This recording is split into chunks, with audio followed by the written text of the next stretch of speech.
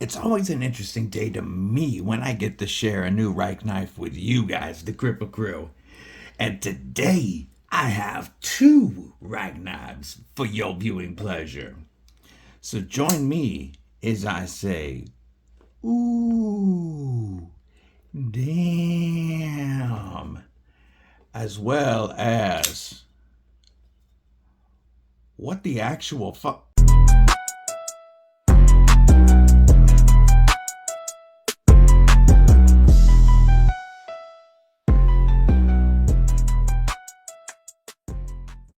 What it do, Kripple Krew? EDC with DVD, disabled but deadly. And I think I've got an interesting one for you guys today. If you followed the channel for any time, then you know that I have shown multiple Rike knife and TWO knives designs. TWO and Rike Knife are sister companies, same factory. And the TWO knives, which have tended to be priced a little bit less than the Rikes that I've seen. The TWO knives have been gorgeous, and I've loved every design. But every Rike design I've handled so far has left me scratching my head. That doesn't change today with one of the knives, but we're going to start off instead with this knife that I do like. Okay, I really like the 1902S. Before I tell you why, do me a favor, stab that like button. Make sure that you /subscribe and bash that bell so that you get notified of all upcoming videos, lives, and giveaways. And do me one favor, drop a comment below. Let me know what's in your pockets. So, the Rike Knife 1902S is the baby brother of the OG Rike Knife 1902. And the 1902 was a big boy. It came in at 9 inches overall length. Well, our 1902S, probably for small, comes in at 7.09 inches overall length with a 3.3 inch drop point blade of Bowler M390 with a flat grind and both a satin and a blasted finish. We have a handle length of 4.4 inches with a titanium frame lock. And we have an overall weight of 3.17 ounces. It is a nice and lightweight, very, very well balanced knife. Feels nimble. It is locked up with that titanium frame lock. We do have a hardened lock bar, hardened steel lock bar insert, and we are at about 45% lockup. Perfectly centered. And that backspacer would definitely give it away if you're not. The blade is actuated with that minimal flipper tab that works very well. And even though this knife is small and I do find my fingers on the lock bar, I'm not locking myself out, of that flipper tab. I am, however, jacking up Kripple Krew Studios, but that's okay, we'll continue. This blade hole also should allow for, there we go, thumb actuation. And the detent's tuned perfectly for it. It's not the detent that's causing me to fail it. It's my fingers on the lock bar.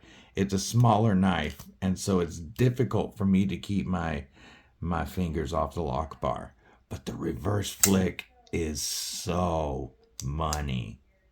So much good in that reverse flick. I really like the way this drop point is done.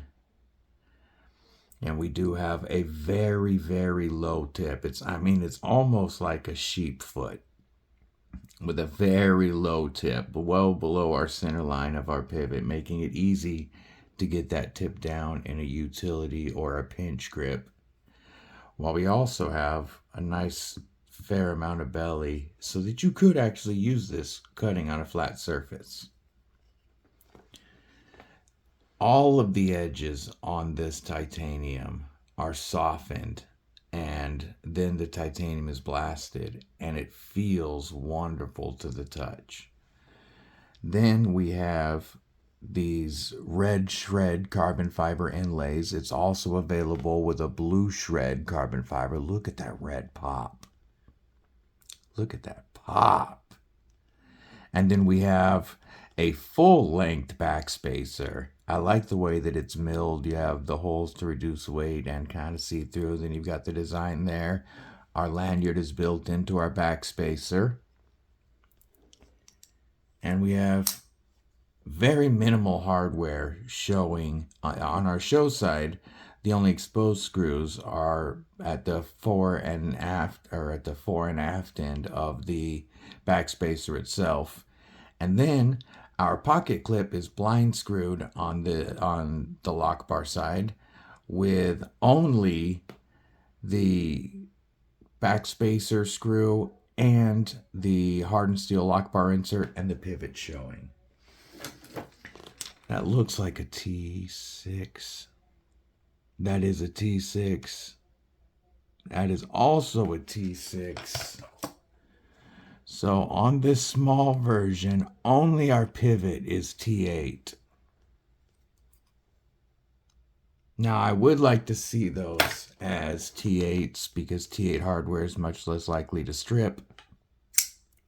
I don't know if the full-size Big Daddy version, the 1902, has the T6s or not. I don't think the 1902 was an integral. No, it does look in the pictures like the 1902 probably had T8s. I do get a 4-finger grip just barely behind that pivot, but it is very comfortable in a saber grip because of this dip here and then the jimping on the blade. But this finger choil is done very well. And in this position, I feel very comfortable and locked in. I can throw my thumb out on the flat of that blade there for some precision or some strength in cuts. You got that nice little ramp for your finger in a utility style pinch. Or in a regular pinch, you can just get right there on it. I do have just enough to turn it around in my hand this way. It's a little small for my hands for an Avenger or Defender grip. It does feel a little too small in my hands for that. But as a regular EDC knife, this feels beautiful. As usual with Rike Knife and TWO, the action is phenomenal.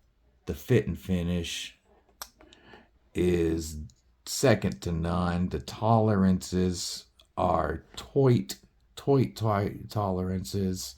I love the way this lock bar is cut. They didn't have to make it that intricate, but it just adds to the overall flair of the knife, especially because there is no inlay on the lock bar side. If I was to give you any negatives, it would be the T6s. And, for some people, they're going to want some kind of inlay on the other side. I actually do think that looks kind of good this way. Let's give you a few quick size comparisons, and then we will move on to the one that had me scratching my head. And, that's never what I'm looking to do when I'm looking at a knife. Here is the Spyderco PM2 Wharncliffe Rendition, which is going to be like a little over an inch longer. Let's compare it to another American knife, but something a little closer in size. Let's look at that beautiful TRM Neutron 2. Almost the exact same length as a TRM Neutron 2. Neutron 2 gives you a little bit more grip area with the choil, but very, very similar in length. That's actually a great comparison for size. And how about one more? If you're a Hogue Deca fan, yay. If you're a Benchmade Bug Out fan, there's still hope for you yet. However, these knives are about the same size. This knife is about the same size as a Bug Out. And as you can see, very close in size to that 1902S. So this is that that, medium EDC size. I don't consider this to be like a full size, but it'll do full size work while still maintaining a compact presence. And that's what this reminds me of. And look at that nice tight pocket presence. The flipper doesn't stick out further than our back spacer, so it's not going to be catching on anything. I really think this knife is beautifully done. And Rike and KTWO always have crazy sharp edges. The 1902 is listed for $200 on the KTWO website. I'm not an affiliate, but I will link it below in case you like this knife. It's a beautiful knife, and if you'd like to pick one up, $200 on that site. If I find them cheaper, I'll link them cheaper. Next up is the Rike Knife Tissot 1. And this is a Richard Wu design that has so much awesomeness going for it, but just misses the mark for me again, which unfortunately I've had that feeling with Rike several times. Never with KTWO, but what is the Tissot 1? What are the specs? This is a full-size knife, as we are looking at an 8.27-inch overall length with a full 3.74 inches of blade length. Once again, Rock and Bowler M390, this time with a hollow grind and my fingerprints. Got to go back to that Mad Yako Hank. You know, Mad Yako's the only Hank you use to get the streaks off the blades. It's the best. It's the only one for your glasses too. Mad Yako. Hit up Double Wide EDC for Mad Yako and Terry 1931 Leatherworks. They got an awesome store. You can buy Hanks, you can buy Mad Wax, you can buy Terry's custom leather wallets. Check it out. It's linked below. So, our Tissot 1, like I said, we've got the 3.74 inch M390 blade. Beautiful drop point, nearly a spear point, but definitely a drop point with an awesome grind to it that almost looks like it's a two-piece blade, like this is clipped into it. It's not, but it's a sick design with a blasted finish and a satin finish. We have a handle length coming in at over 4.5 inches. A blade stock thickness of 180 thousandths. Yeah, we got a thick boy blade here. Legit.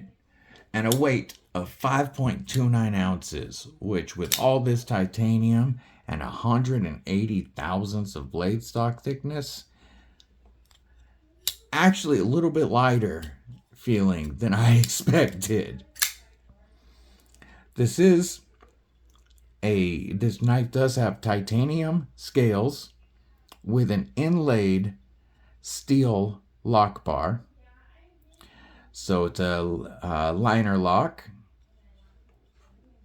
We do have a lot of access to that lock bar, and it is jimped, allowing us to move that liner lock out of the way. We're perfectly centered. Whoops, that's me. We are locked up at, look, the entire lock bar is on it, and it's only about 30%, 35% of the blade, because that blade stock thickness is so beefy. We have a faux integral design, and this one has the plain titanium backstrap. You can also get an Ultim backstrap or a DLC titanium backstrap. All the blades options are the same. It's just a difference in the backstrap itself. That faux integral design allows for beautiful comfort in the palm of your hand. We have an awesome crowned spine which allows to take some weight, especially with this fuller action, out of that big thick blade. And this, they call it a thumb stud. This big ol' actuator piece works for the thumb or reverse flick and gives you a very comfortable perch for your thumb.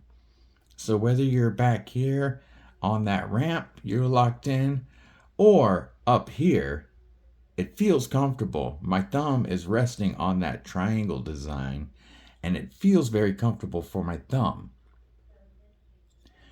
The back strap, very easy to swap out. You just, there we go, slide it forward. Put the lock up, slide it forward, put it back on, and we are locked back in. Show that one more time. When that back strap is off, the knife is still held together and it's fully functional. We still have our frame here with that liner, and the blade is not exposed at all. I'm not saying you would ever use the knife like this. I'm just showing the construction of it. God, it's so cool. So much of this is screwed from the inside, and you would take the pivot apart to take the rest of this knife apart. And we are going to slide this baby back on, lock it back with that switch, and now we're ready to go. So not only does that allow you to swap out the back plate very easily, but it also allows them to hide a lot of the hardware. I mean, look at the design on the front. There's no exposed screw heads or anything. Nothing on the back or the top. And then over here we have a T8 pocket clip screw and a T10 pivot. Nice heavy duty hardware. We've got a T8 here, but that I would have to check. That is definitely smaller than a T6 there. Yeah, I'd have to actually check. I'm gonna wipe this down one more time. Now, the sharpening choil is not done quite so well on this one. It's really kind of interesting how they rounded it off here. Our plunge grind doesn't, I mean, even though we've got this cut here, the plunge grind goes all the way out to here. So it's not really a sharpening choil. If you sharpen back, it's going to start widening immediately on you, unless you were to cut in your own choil, which, because this rocks internal stop pins, you could do. You could actually just do a quick diagonal slash, give yourself a little bit, not that you need it, you have plenty of handle, but you could give yourself a little bit more finger room up there and add a decent sharpening choil. Now, this back part is not very sharp, but the blade does start right there. Once again, even though we have a massive blade stock, we get down to a slicey edge. Not quite as slicey as that 1002, but that hollow grind still gives us a good slicey edge. Let's do some quick size comparisons, but then I'm going to tell you why I'm not a big fan of the Tissot one.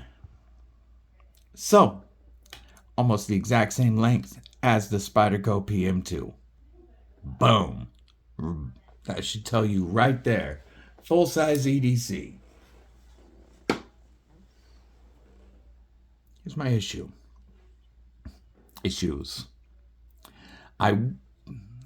With a knife this big, I would like to see this a little taller just to fill out the hand a little bit better, but I understand the design of the knife, and I get why you would keep it thin there. And it does look good. But here's my gripes. They did all of this work making this thing comfortable on top. So comfortable. Chamfered all the way around that back strap. That thumb ramp is comfortable. You've got the crown spine. And then they didn't knock down any of the edges underneath here. None of these are knocked down or chamfered. So when I'm gripping the knife, I'm getting sharp edges and feel like they didn't finish the knife. Like it wasn't done. It feels like this was rushed out before it got any finish work on the bottom of those scales. And I just don't get it. When you would put all the time and effort into making the top part of the knife comfortable, but leave this sharp, and it's thinner, so like you have, because it's thin back here, you're squeezing harder on it to lock in, and there's several points that are pinching or just sharp, and it doesn't feel good in my hand. I wouldn't use this to cut very often. I just wouldn't want to use it because it's not very comfortable. Also, the thumb disc works great for the thumb when you learn how to use it. It's mediocre for the reverse flick. It works.